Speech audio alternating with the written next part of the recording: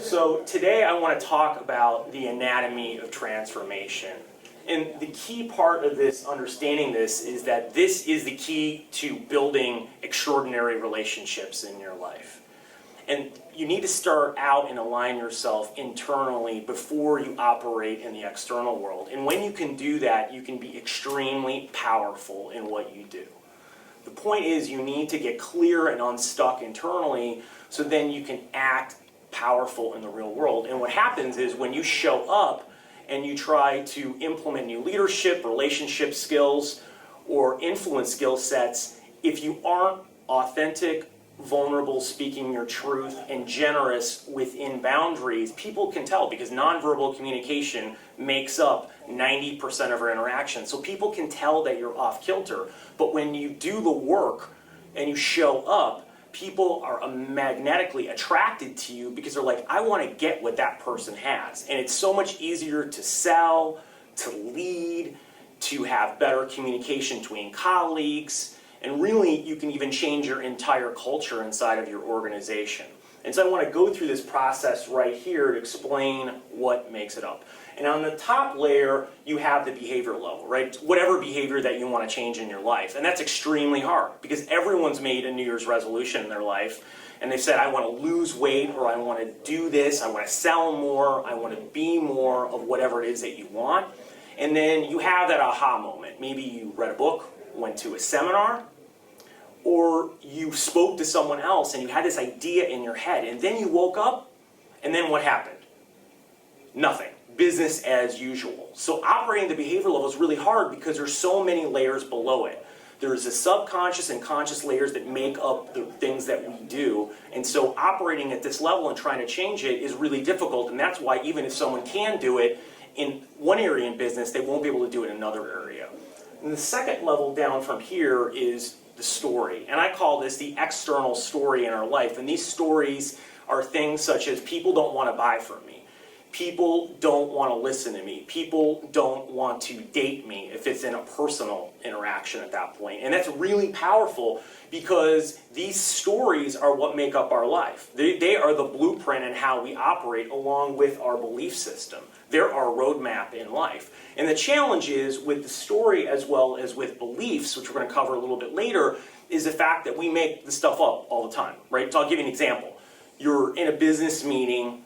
The leader asks a question, you answer, and then what happens is you look across the room and someone rolls their eyes and looks at you. And so what happens at that point is you think to yourself, they didn't like me or they didn't like what I had to say. But the reality is all you know is that they looked at you and they rolled their eyes. And that's it. We color in the stories because we get a payback in our head called dopamine when we get answers and we find them in a very fast way. But the reality is that that really hurts us and holds us back because we don't interact with that person. And in that instance, what I've done now is I'll go up to a person like that and say, the story I've made up in my mind is that you didn't like me or didn't like what I had to say. And that actually opens the door for a real conversation to happen. But again, the challenge is there you operate at the story level. So what happens is you can do it through affirmations, training, doing reframing, which is taking a negative thought and replacing it with something more positive. Well, the problem is in our head is that when we get resistance or negative points, and they happen, especially many of them, the little voice in our head pops up, which I'm sure you can relate to, that says, geez, I told you couldn't do that. See, you weren't good enough. See, people really didn't like you. And what happens is we get stuck in this pattern over and over again, and that's how people get stuck when they're operating at this level. The key level is right here. This is the key, right? You can think about it as an iceberg. What's below the water will either make or break you. And the emotional level is absolutely key in life. Because emotions are why we do everything. Everyone came here today because there are emotions that they get from being a part of this group. And why that is that no one's illogical in life. As I went through the example on how we extrapolate information, and it's basically a conspiracy theory. So at this emotional level down here, emotion is driving the car, cognition and behavior are in the back seat. And that is true for every single person. And we will do anything in our life to not feel. We don't want to feel negative emotions in our life. And the challenge with that is the research says we don't want to feel negative emotions fully. We can't fully feel positive emotions. And what we do in life to take it down is we blame other people, right? You've all had an opportunity where in the morning you woke up, someone spilled coffee on you, you got in a traffic jam, and all these crazy things happen that you perceive as negative. You walk in an office and you bite someone's head off. Well, that's blaming other people instead of dealing with it. Numbing. People do this all the time with addictions in their life. They push down their emotions and don't feel it. And they tell people, oh, everything's fine, everything's okay. And there's quite a bit of other reasons that people push emotions down. But at this layer, it's important for you to recognize what your emotions are, get curious about them, and then understand in the body where you feel them. Well, the next level down below that is your beliefs. And a belief is having absolute certainty around something. And that is really key, because if you have absolute certainty around not being good enough, not being smart enough, that's really powerful in your life. And when it comes to beliefs at this level, they're more limiting beliefs and limiting beliefs internally in your life. And again, this is the roadmap and the blueprint on how you operate in the world and create habits. And these create neurological pathways in your brain as well. So it's actually about genetics in this process as well. And that's really important to start to take a look at. So your belief system is absolutely critical to really understanding the process of creating change in your life. Well, as we operate and go a layer deeper, and the first level is what I call modeling after childhood. And the key thing there is understanding that absolute certainty around something. Well, that something is what's down here. And what happens is, under the age of 10, we learn a lot. And we feel like our parents or siblings or maybe an important family member are like God to us. And then we basically learn information, we accept it, and we model it at that point. So we have ingrained patterns in our life.